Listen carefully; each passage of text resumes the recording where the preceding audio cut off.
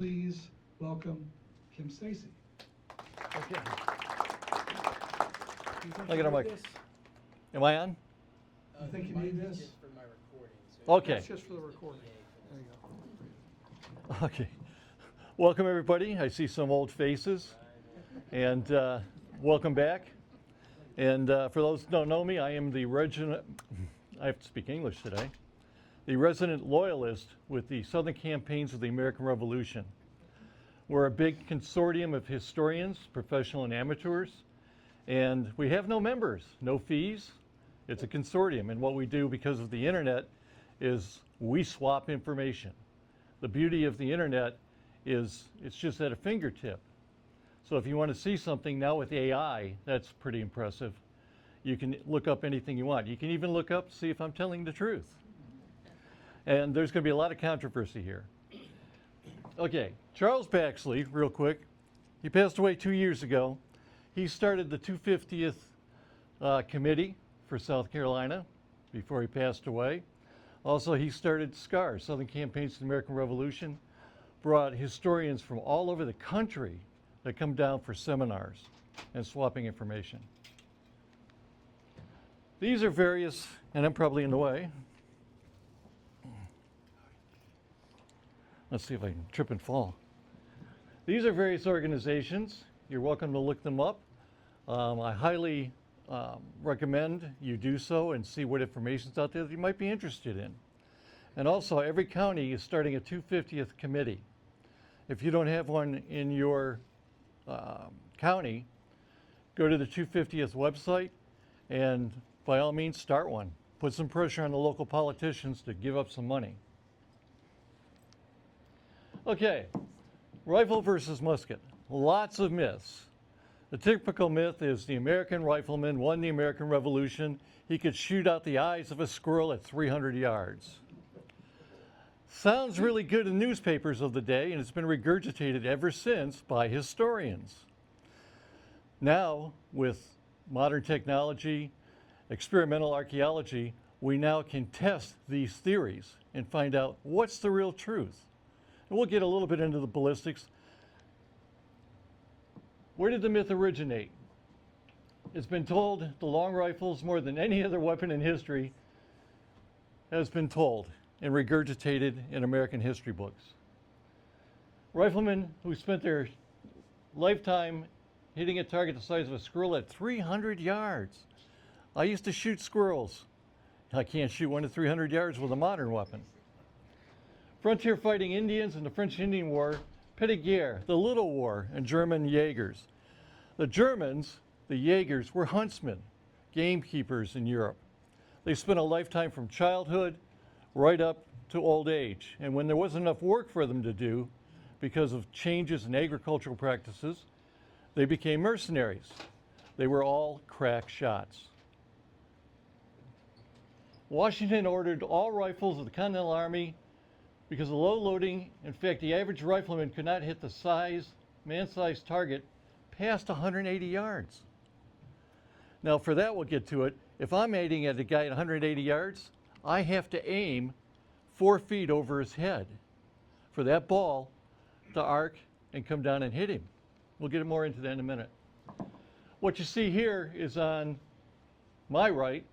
These are Jaegers in the green, and you can see the short rifles. The British patterned their rifles, and yes, they did have rifles during the American Revolution, on that weapon. And it wasn't new. That style's been around for a long time. And that same style was what the Pennsylvania riflemen designed their weapons. Most of the people making muskets on the frontier were Germans that had come to the colonies. Daniel Boone, another great myth. Shoot the eye out of a squirrel. Fact is, he never used a rifle. He used a fowling piece, which was very common. It was long, larger caliber, and he shot a ball and buckshot out of it. So that way, and most of the targets, when you're hunting deer, which is what they were doing on the frontier, that's where the money was in deer hides, not beaver, not trading with the Indians, but deer hides. It would cost you about a year's worth of deer hides to buy one of these rifles. They were terribly expensive. So Daniel Boone, the great myth. looking out here, all of us have seen the old Daniel Boone series when we were growing up. I had the hat, the raccoon hat with the tail off the back growing up, had the wooden rifle, many of you I'm sure did. And that was one of the great myths. In the childhood and still in high school, grade school books, you still see this. Okay, the rifles were actually a good psychological tool. They didn't use the word terrorism back there, but they used the word fear. Interchangeable now. So what you have is John Adams, a great politician, and he actually defended the British at, brain senior moment, where they shot all the American protesters. Boston Massacre. He actually got them off. He's a good lawyer. I found his grave. I sort of defamed it a little bit. Okay, newspapers is where this really got its start. And you can read these. They're basically talking about these very few trick marksmen. And what they would do is they basically did trick shots. And they were so good at it, it's just like going to a rifle show or an exposition, a rodeo, where you see trick shooters. These guys were trick shooters. And there weren't that many of them. Daniel Morgan had a rifle battalion or regiment. These are interchangeable at the time. And he actually went out and interviewed marksmen. And they were basically disbanded. They weren't really that effective, and then brought back down here in South Carolina. They had Continental Riflemen battalions, but they served all up north. There were none of them down here until Morgan reorganized them. Okay, Washington said basically the hunting shirts and the riflemen and the average British soldier, he's going to be afraid. He's heard the rumors. He's read the newspapers. And the Redcoats said they were amazingly terrified by the riflemen, but the fact is, that went away pretty fast, mainly when they learned, just like I learned overseas, they're bad shots. Just bad shots. And for a while, you just don't duck anymore. That's how bad they are. And it sucked to be them. Okay. And the rifle fire was a psychological effect. Snipers had the effect of lowering British morale and the British garrison, making soldiers afraid to go anywhere near the enemy. I've done a lot of work. Trouble with English today. I wrote a number of articles on the siege of Quebec, and Daniel Morgan was up there with his riflemen. And from the British documents, the riflemen were just a nuisance. They would get close and snipe, and what the British did was they fired back with cannons. It sucked to be them. There was one example, they got up in a church steeple where they were up over the battlements of the fortified city, and they were sniping at the sentries. What did they do? They made an ice sheet, pushed a cannon over in the dark, and waited in the morning for them to start shooting. They blew the church up. Okay, the real doctrine with weapons, and this goes from high command all the way down through the Army. The American Army didn't really have a lot of regulations, mainly because they were just organizing. They had a lot of British officers that had become American officers, and they remembered what happened in the French and Indian War. So General Howe in Ireland actually was training the British soldiers to fight in open order, not shoulder to shoulder like we saw in The Patriot. Fun movie, but not historically accurate at all. But if you've been to a reenactment, you see them walking out shoulder to shoulder. That didn't happen. That's mainly theatrical. It did happen in Europe, but down here, mainly because of artillery and riflemen and marksmen with smoothbores. And the first siege of Charleston, where the British ships were shot up by the American cannons in the Palmetto stock fort, which the big cannon rounds just bounced off. The British tried to come across in a naval landing. Danger Thompson, and his riflemen supposedly all cracked shots. The myth is that when the British came over in their landing craft, that they shot them all down, blood in the scuppers, hundreds of dead bodies, never landed. That's a myth. I've written extensively on that. And what had happened was the Highlanders, my Highlanders, with smoothbore muskets, were sniping at the riflemen. So that's 100 yards. I can hit a man-sized target at 100 yards consistently.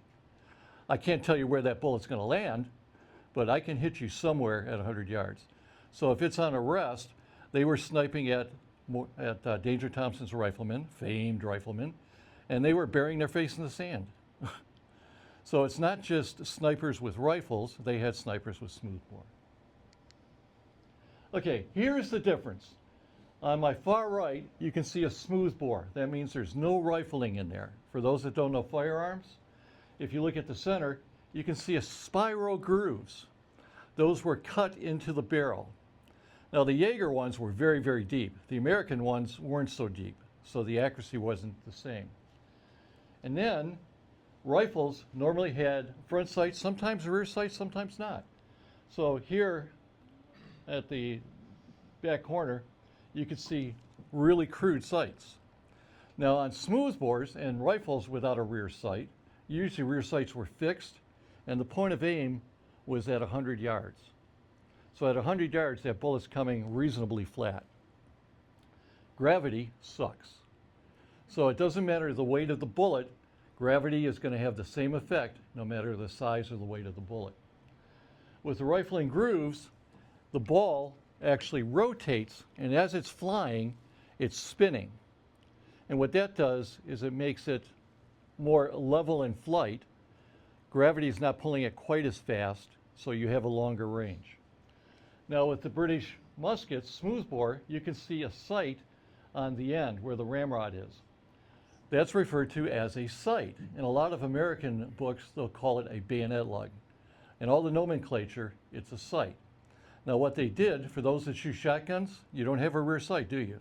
On most, unless you're shooting trap. On the back, what they did was the back of the barrel, they would cut a groove.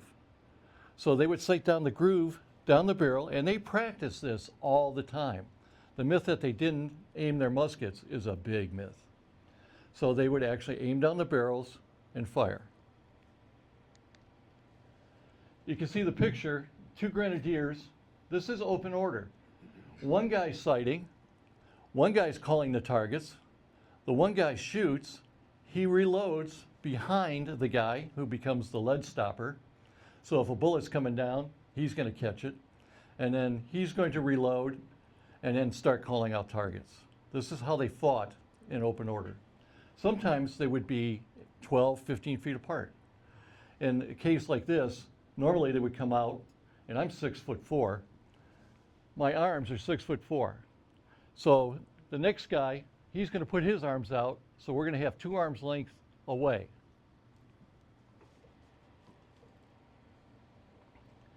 Now, the rifles that the British issued, over 1,000 of them, and they were given out to the specialists, the light infantry. These guys were hard fighters. They were usually short and could run marathons. So they practiced all the time shooting. Now what they did is they took the best marksmen and they issued them rifles. So each light infantry company would have about 10 rifles. What that did was they specialized in shooting at the American riflemen. Keep their heads down. And they did shoot at American officers. One of the myths is the riflemen, and it happened, would pick out the officers and the NCOs and little drummer boys just to disrupt the chain of command. Did it happen very often? No, mainly because they were bad shots. Were there examples of a shot? We'll get to one that was over 300 yards.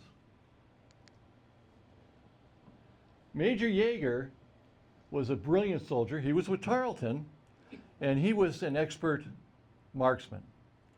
He was an expert rifle. He wrote extensively on rifles and the American riflemen. And what he said, basically, at 200 yards or 300 yards, if they're aiming at a guy, the chances are they're not going to hit him, they're going to hit the next guy over. Mainly because the ball, you have windage, Those of you that shoot Kentucky windage, you have to basically guess where that ball's going, and that takes a lot of experience. It was obvious that a missile ought to be directed by aim, otherwise it will not strike only by accident. This is a combat officer. So he's been in a lot of campaigns. That's his opinion. Now in reality, staged experiments at that period, what they did was they wanted to know the ballistics.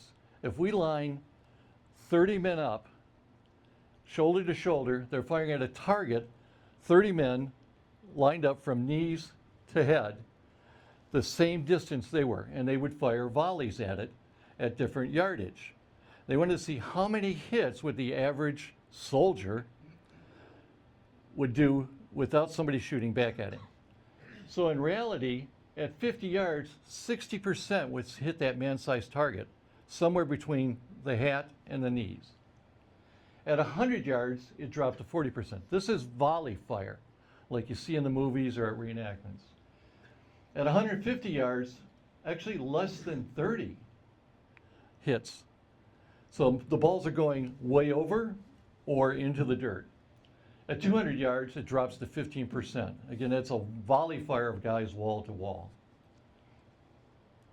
And in combat, and you'll see this again, if you're a frontiersman or even a farmer who hunts casually, but most farmers couldn't afford rifles, so the frontiersmen are famed for having them. And most of their deer shots, how many deer hunters do we have in here? Just a few? Have you taken a shot over 50 yards? Rarely? Yeah, the average shot is under 50 yards with modern firearms. And it was the same back then. Lead was expensive, powder was expensive. You're on the frontier, it's a barter system. So you're not going to waste shots. I grew up with a little 22 short from the 1880s. It was a rolling block. It was 22 short, really tiny little round, sort of like a glorified BB gun. And I was taught not to miss. And the old story, my father in Minnesota on the farm would march, 3 miles to the one-room schoolhouse through 10 feet of snow with one bullet in his cheek so it didn't freeze up. All the kids brought their weapons to the school, which I think would be a good idea now. That would really shut down the crazies. And that's where the frontiersmen, because of the cost, you don't miss. So even the bad ones were decent shots when deer don't shoot back. I don't know if you can read this. This was an experiment of mine. And this is the rebels, their view on it. And about the backwoodsman learning to shoot. And then Captain William Danzy was a British officer. He was dismayed by finding the rifles as accurate as they were, relating them to the smoothbore armed company. So yes, they were troublesome. They were troublesome.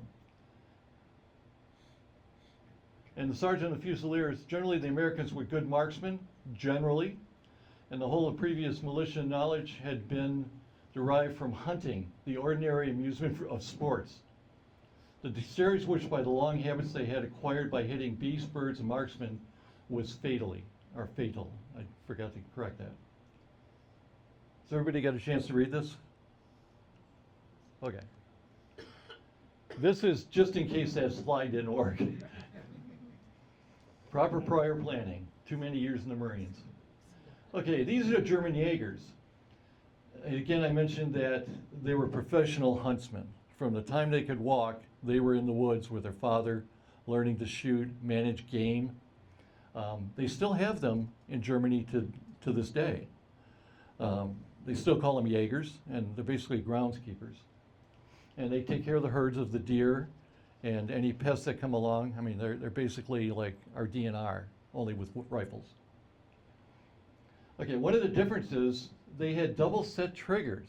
For most of you who don't know that, it has, let's see if I can see it here. You can see here, there's 2 triggers. You pull one, and that takes up all the slack. So normally, when you're firing a weapon, it has a trigger pull, and this is getting in the weeds where I didn't want to go, of a minimum 14 pounds, usually more. That means you're pulling this thing really hard, and that means the barrel's going to do this. With a set trigger, it's a hair trigger. He pulls that, the weapon isn't going to deflect on the point of aim. That makes a big difference. Basically, at Germantown, Battle of Long Island near Philadelphia, the Jaegers cost the Americans a great deal of men. They also targeted the officers, the NCOs, and the drummer boys. And God forbid anybody carrying a flag, he's going to be a target.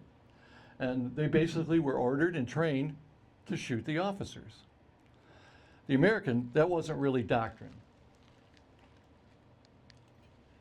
Okay, here's where sometimes the nomenclature will get confusing. Long arms, Pennsylvania, Tennessee, or Kentucky rifles, they're all the same thing.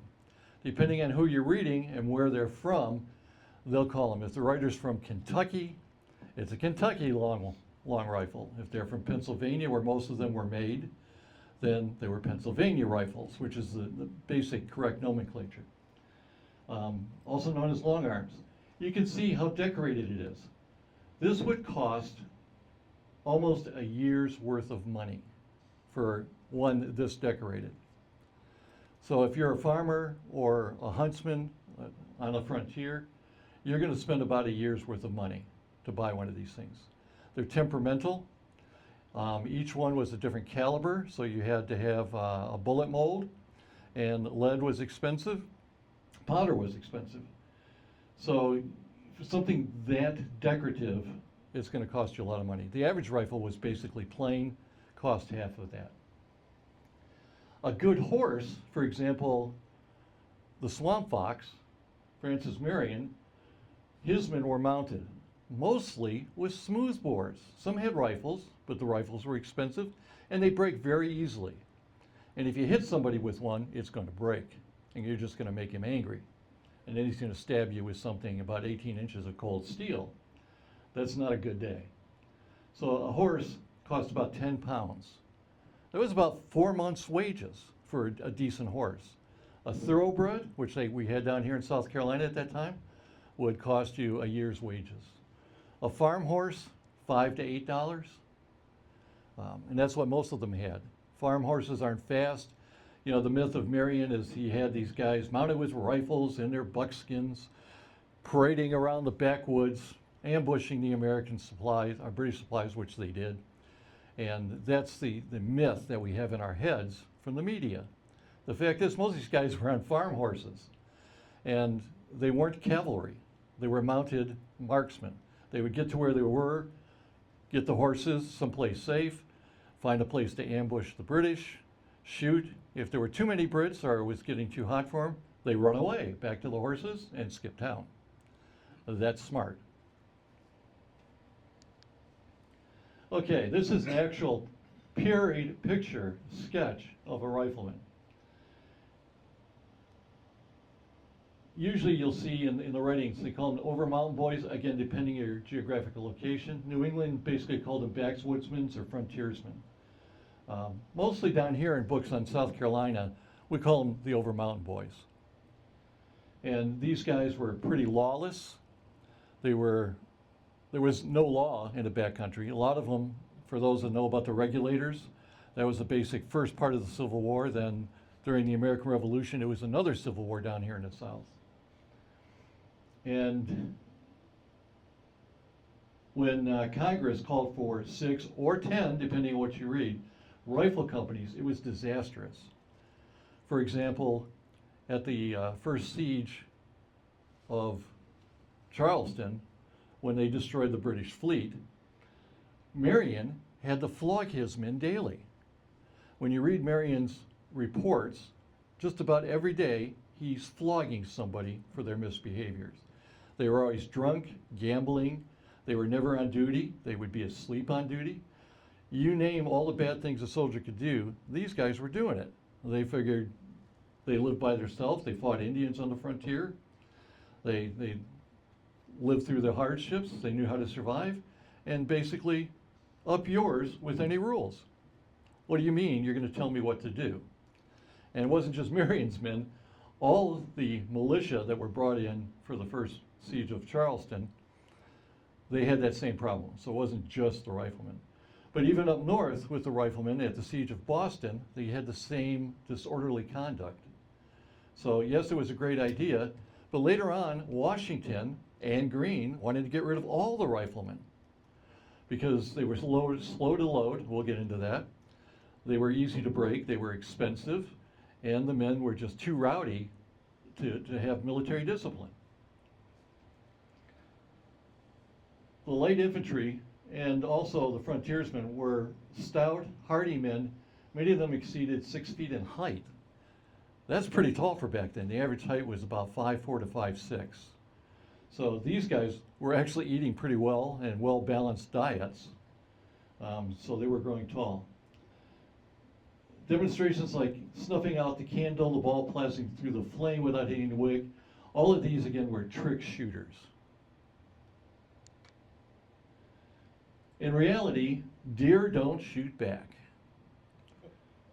I was a trained marksman, a designated shooter, and nowhere near what snipers are today. These guys today, they're magical.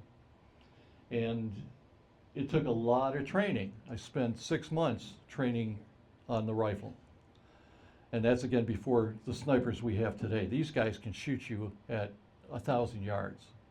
Just amazing. The longest was 2 miles. So that bullet's flying about 40 feet over the target. And they didn't do it on the first shot. Okay, Morgan's men. When he had his rifle battalion down here, and at cow pens, he actually used them very effectively and novel. For example, the Battle of Camden, the militia ran without firing a shot. There's actually a reminiscence by one of the militia soldiers says, I was the first one to run. And some of them had rifles, most of them had muskets, and they saw the British come up, they saw the British fire, and they said, you know, that backside of that mule is looking prettier all the time. So basically, the orders were, you just charge them with the bayonet. Experimental archaeology. Some years ago, I took 30 of my Highlanders out, and the Pennsylvania Rifle Group, I knew all these guys. So let's do it in real time, instead of doing the theatrics of a reenactment. So what we did was they were out there, and they were loaded, and so I brought out 30 guys in a column of 3s. So they don't have a big front target. The 3 guys in the front are in for a hard time. So we came out, ran, and the British did everything at double time, unlike in the movies or at reenactments. All this was done at double time. Then they opened up in open order. We fired a volley. We had fixed bayonets. And halfway through their loading sequence, which takes over a minute, we charged them with the bayonets. They all had to run. And we were told never to do that again. You know, reality versus the theatrics of a reenactment. You can see the sketch on the bottom of a backwoods Highlander. Not really a Highlander, but he's wearing a bonnet. A lot of them were Scotch-Irish, wore bonnets. That was actually on one of the dollar bills in the South Carolina currency. So I thought I would share that one with you. Oh, wrong one. Oop. Wrong button. There we go. Reality Part 2. This is one of the big myths about the riflemen. At the Battle of Bunker's Hill, actually Breed's Hill, the myth that we all grew up on is they all had rifles. British did take a lot of casualties. So one guy, really good with statistics, did the numbers. Only 1 bullet out of 300 actually hit a British soldier. Now they were packed shoulder to shoulder in 3 ranks. So a big, massive target. So while you're sitting and trying to aim, you're going to be afraid. You're thinking about that backside of that mule, you're thinking about your wife and your kids, the crop that has to come in, and hopefully nobody sees that you just wet your trousers. The trick is you look at your buddies, and this is true today. You look left and right. Who's going to run first? He's not running, I'm not running. When everything in your body, that little monkey brain says, run. This is not going to be a good day for you. they were in different shots. When you consider the number involved, the vulnerability of the target, and the relatively low British casualties of the shots fired. Again, they did the numbers, they did the math. And they also did the experimental archaeology. There were approximately over 3,000 Americans participated in Lexington and Concord. I marched that whole thing. That is tough in the heat. And I had some serious blisters because they didn't tell us we were doing the whole 15 miles. So if you imagine these farmers with their smoothbore, their fowling pieces, running to the stone fence, shooting, running away, coming back further up to the next farm. And British were all stuck on the road, about 4 deep and a couple miles long. So the farmers rarely practice. You know, they may go out and shoot, you know, various birds, crows, whatever pest was there. We didn't have a problem with rabbits at that point, but later on we did. And they were said that they couldn't hit their own back doors, and they were atrocious shots. And this is Americans writing. Bunker Hill expended over 50,000 round balls, and multiply that by the average guy had 15 rounds of ammunition. Now some had a few more, some a few less, but that was the average. The British total casualties were about 1,000 in total, that's killed and wounded. That was 2% of the American shots hit the enemy. Wow. But they did, the British did take massive casualties. Major John Small from my regiment got shot through the hand by a large 50 caliber ball. Later on you can come and see the balls up here, the size.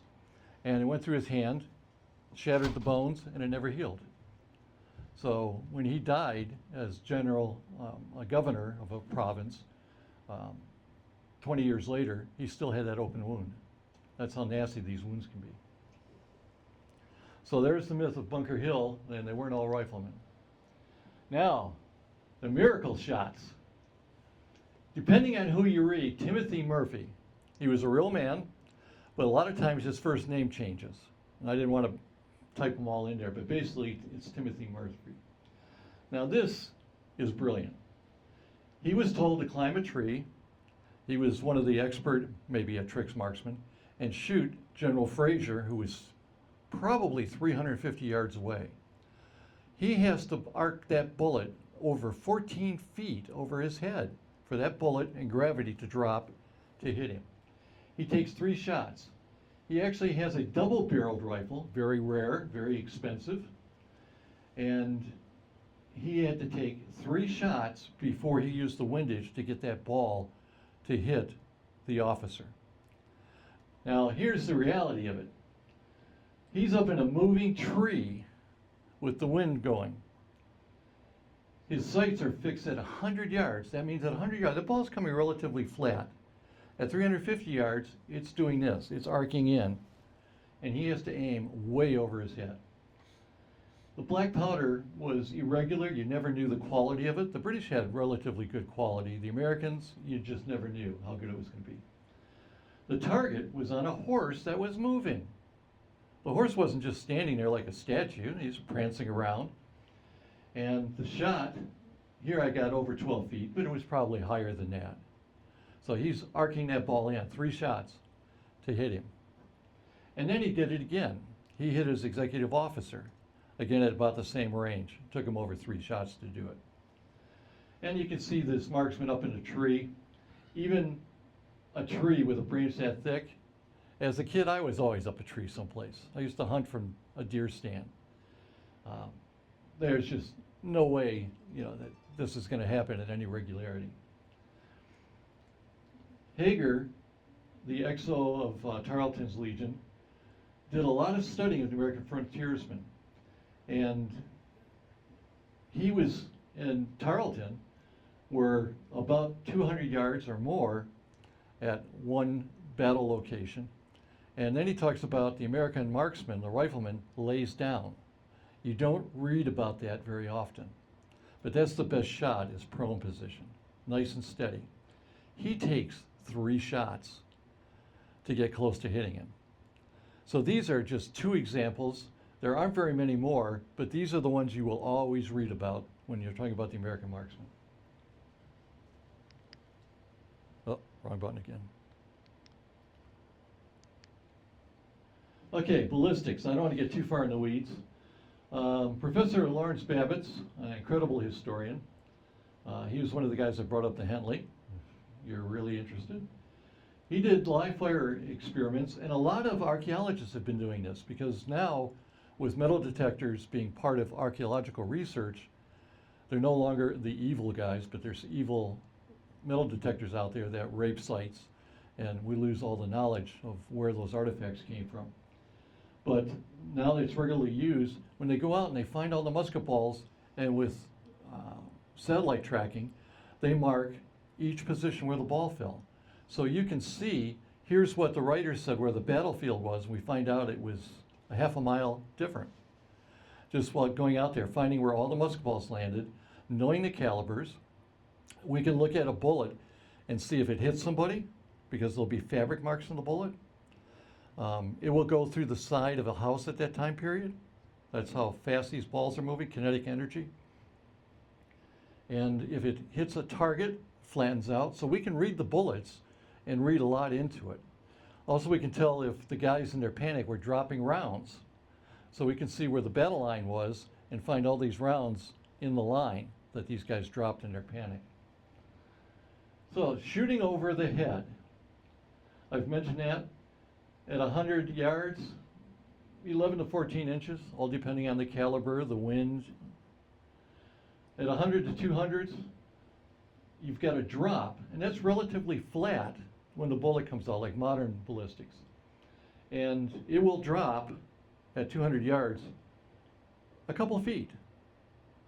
So under 100 yards, it's going to be pretty close, nice and level, where you're going to hit what you're aiming at. So if you're shooting at a deer, you're going to hit him behind the shoulder, where it does little damage to the pelt and to the meat. At 300 yards, it will actually drop 100 to 140 inches. So you're shooting straight. That thing's in the dirt long before it gets close to a target. And shooting at Fraser, I mentioned this, over 300 yards, 12 to 14 feet. He's aiming over him. Okay, windage, Kentucky windage as we know it today. So the soldiers, with practice, with the British, with their smooth-bore muskets, shooting at targets all the time, they learned where the ball's going to fall. They learned how to aim down the barrels. They knew how to use sights. So they practiced this. The muzzle velocity, getting a little bit in the weeds, shooting buck and ball, which the American shot, was only 600 feet per second. A .45 pistol, the 1911, comes out a little over 800 feet per second. But the ball will carry further. The buckshot, gravity's going to suck down really fast. So in reality, they thought it was going to do more damage, hit more targets. At close range it does, but at any range over 100 yards, the buckshot's irrelevant. Now, the longbow, I thought I'd throw this in, at 190 feet per second. You have to grow up to use a longbow. You look at the skeletons, and I've seen a lot of them when I was doing work in England. Their spines and their arms, the bones are much different than a normal person because of all the weight they have to pull, and they practice every Sunday from the time they can pull a bull up to 180 yards. And one of the big myths is they had these big clouds of arrows flying into the French, like at Agincourt or at Crusade. The fact is, they were shooting at about less than 100 yards at them. They basically ambushed them, and they were shooting these bows straight into their horses. Now the British pattern rifle, using 120 grains, which is your standard load, a velocity about 600 feet per second. And you can see at the picture, the 50 caliber ball, this is what it punches through the fabric. Now at 100 yards, it will penetrate a man. It won't go clear through him, but it'll break up any bones into fragments, which means it has to be amputated, or you're going to die a painful death. And it would take the fabric with it into the wound. The surgeons at that time, that's a misnomer by today, they actually had a probe. They'd go in there, pull out the fabric, and match it to the coat or the shirt to make sure it wasn't still in the wound to fester. And it was pretty effective. And we can tell, again, if that bullet had gone through a coat by the markings on the bullet. Okay, I don't want to get too far into deep. We've already covered a lot of this. The rifles, a good rifle, well patched, good powder, will crank out at about 1,600 feet per second. That's about half what a modern rifle does. A modern military rifle cranks out close to 3,000, depending on the rounds. And one of the key things is they mention the comparison is precision. I can tell you when people are shooting at you, you're not going to be precise. Okay, rifles played a role, but not a significant one.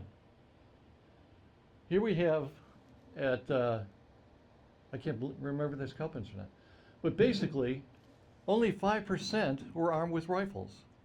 Imagine there was over 50,000 recorded patriots. I hate using that word patriot because it was never used until lawyers started writing for the money for their pensions in 1835. You never see that in period books. You might say the guy was patriotic, but they never refer to themselves as patriots. So that's one of my pet peeves that'll never change. And they certainly didn't have a major impact on the course of the war. Basically, they were more of a nuisance. But were they good at ambushing? Yes. Were they a nuisance down here in South Carolina? For example, Marion, Sumter. These guys were good at ambushing because the British had to take supply wagons from Charleston all the way up to 96. They could go by boat on the Wateree River up to the falls just past Charleston, about 15 miles north of Charleston by the way the water goes. That's how far you could take a boat carrying 14 tons of material. Just amazing. But if they're going down the roads, easy to ambush. So they had to draw more and more men at these way stations to protect it, because they would go from point A to point B to point C, rest the horses, change the horses, water the horses, get a good night's sleep in, maybe a meal, and you never knew where the ambush was going to be. And so they had to keep drawing off more and more men from chasing Greene and his people to protect all these logistics down the road. And time for questions. If you want more details than I can talk about today, my email is up here. I also have my business cards. You're welcome to send me a note, and I'll try to answer your questions or send you to the people that can. Save the kings. There we go.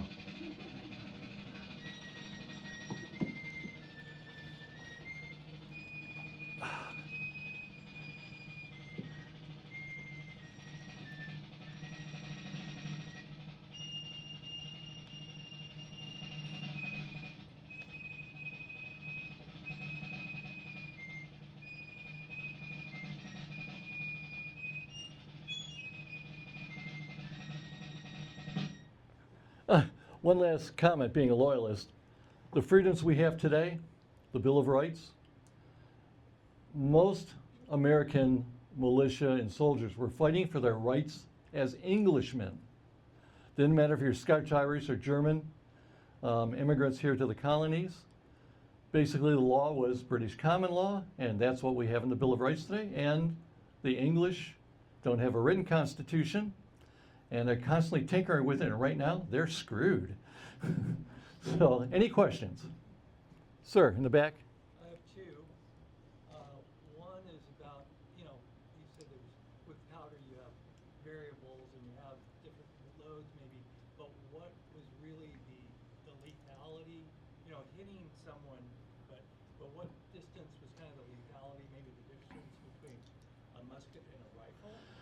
Yeah, generally, well, the powder for the Americans, they either had to have it imported from Spain or from France, and that was somewhat consistent. But the stuff made in the colonies, you just never knew. They had a problem with sodium nitrate, saltpeter. They had to start piling manure and going into bat caves and finding these crystals. Then they had to find sulfur which is not that common in this part of the country. And then you had to mix it with your charcoal powder, and the size, thickness, how well it's mixed, what's the moisture content. It was really catch as catch can. A good marksman, professionals, they would actually, especially the artillery, would test the powder when they would get it. When the artillery actually, when they were moving armies or a large amount of people, they were in control of the powder. And that came from England. It was very consistent, but they actually could test it on site to see how good the quality was. Mainly for their cannons, but also for the pre-rolled cartridges, because the light infantry definitely wanted to know how good the powder was. Your second question?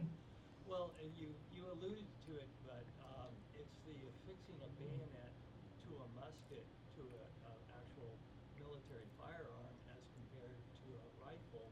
And my understanding, particularly from Boots Hill, but also other engagements, was, and George Washington, General Washington, he said we need bayonets. Yes. Because it was not just, you can stay 300 yards away or something and just pick everybody off. It was fire, volley fire, maybe a couple volleys, and then bayonet charge. Yes. And that was the way of fighting at those times. And like you said, if you don't have a 6-foot sword, you're turning your tail, I think, and running. Yeah, there's plug bayonets. They weren't common. The French used them a lot during the French and Indian War previous to this. And yeah, rifles, all you could do is beat somebody with it. It's going to break on the first hit. Again, you're just going to make him angry, and he's going to take 18 inches of steel and stab you in the back as you're running. Most bayonet wounds were done while you were on the ground or running in the back. For example, the Battle of Camden, when the militia broke and ran, the British couldn't keep up with them. These guys threw everything off. They were running into the swamps and the heavy brush. And the British went, screw this. And they went over and attacked the Continentals, Virginia and Maryland Continentals, on the side. And that's where DeKalb actually took all his wounds.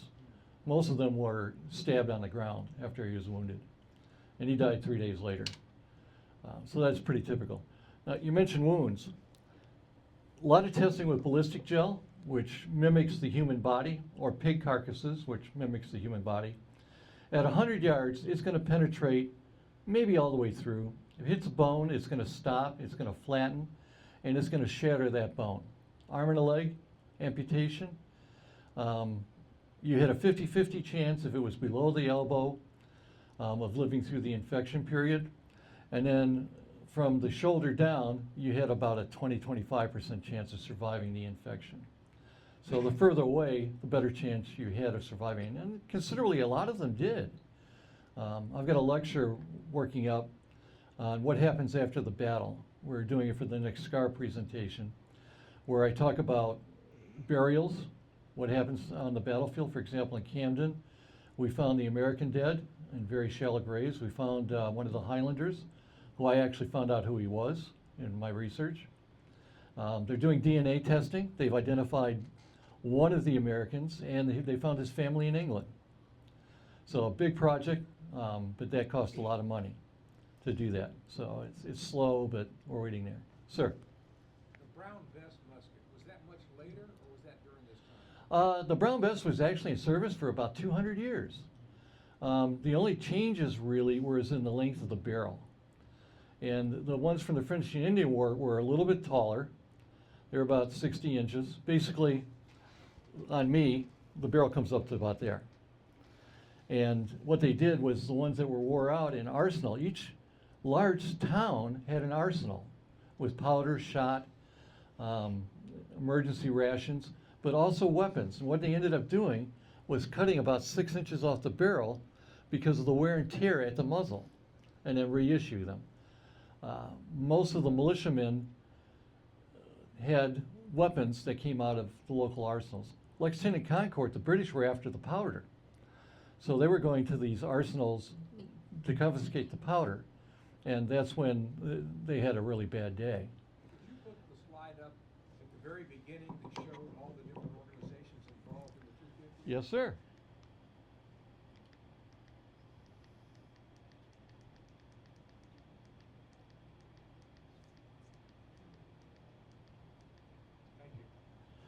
Thank you. Other ones really quick. A chest shot going to collapse your lung, and you're going to die from the infection. Some guys actually survive these things, which is amazing. And a gut shot, hopefully your guys will put you out of your misery. A lot of them, British soldiers, I was just reading one last night. Up north, these guys were pillaging a farmhouse, and the Americans shot through the walls with their muskets at 60 caliber, 50 to 60 caliber. It would penetrate the outside clapping. There was no insulation, the inside cladding, and then hit these guys. A couple of them were dead on the spot. One guy was begging, he was gut shot, begging the Americans, the owner of the farmhouse, to bash his head in. He was in that much pain. I can tell you, I've been gut shot. It hurts like a bitch. And I'm lucky to be alive, thanks to the Navy corpsmen. So, in the body, a headshot, strangely enough, what it would do is it's so large, and it's kinetic energy, not flat American ballistic, is it would disjoint the bones of the skull. You've seen a skull, you've got all these rigid patterns on it, and these plates that weld together as we get older. It will actually dislodge those. So an amazing amount of guys survived headshots. A lot of guys survived multiple shots. But basically, you get hit in the body, you're going to die. And it's not going to be instant. Mostly you bled to death or died from infection. And that's true on the modern battlefield. It's the same thing. Sir? Any idea what percentage of combat deaths were caused by blade? No one has done any decent work on it because the records, they're not very accurate. All we have is from the Americans is the pension applications. These were guys in their 70s and their 80s reminiscing. And they'll say, I was stabbed 3 times and survived. One guy that Tarleton's boys sliced him up pretty good. He had 3 or 4 saber wounds to him. And a lot of the American horsemen had, especially Marion's men, had sabers. They never used them, but they had sabers. But there's just not enough information to work out the numbers for it. Bayonet wounds were rare. A friend of mine up in Nova Scotia, he was a World War II surgeon in the Canadian Army. Never saw a bayonet wound. His father was a surgeon in the British Army during the Great War, World War I. He was in division level. He never once saw a bayonet wound. So we see going over the top, bayonets, yeah, they did that. But mostly when you got in the trenches, it was clubs, dismounted bayonets, because the bayonets then were about 18 inches long, looked like a modern blade. Using shovels, they would sharpen the shovels, because you don't have much room to move a weapon that's long and with an 18-inch barrel on it in a trench. So, yeah, there's some numbers on it. The problem with the Canadian Army is they burned all their records after the war, especially anything that had to do with battle fatigue, what we call PTSD today. It was an embarrassment, so they burned all the records. So there's a lot of information on how many had battle fatigue, and we can go back to the Civil War, was called melancholy. You go back to the Iliad and the Odyssey with the Greek Wars, Peloponnesian Wars. For those that really want to go into weeds, they had battle fatigue. The Spartans, these famed warriors, we have cryptic notes, that some of these guys would just get wore out. But unfortunately for our rebellion, there's just not enough information to work with. I mean, if that's your interest, by all means, with AI, I would attack it and see what you could find. But the pension records, Leon Harris and the name's escaping me, Will. They went through and transcribed every pension record from South Carolina, North Carolina.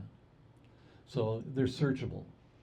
you could write in bayonet wounds, and it'll bring up every pension that mentions bayonet wounds. For sword wounds, you could go in there, type in the search, and find everyone that mentions having a sword wound. Did they do it in Georgia also? They're working on it.